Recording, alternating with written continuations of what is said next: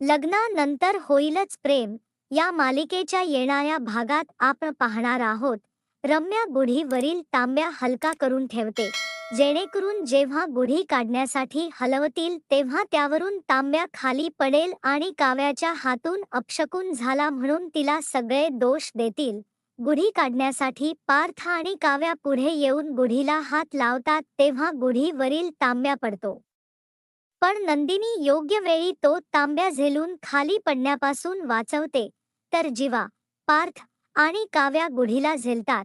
अशा प्रकारे रम्याचा प्लॅन पूर्णपणे फेल होतो आणि सर्वांची एकता बघून सगळे खुश होतात.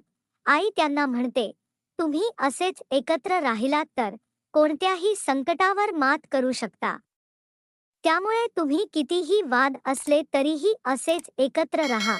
रम्या आणि वसू आत्याच तोंड बघण्यासारखं झालं असतं. येणारा पुढील भाग खूपच इंटरेस्टिंग असणार आहे. पुढील भागाचे प्रोमो सगळ्यात आधी बघण्यासाठी आत्ताच आपल्या यूट्यूब चॅनलला सबस्क्राईब करा.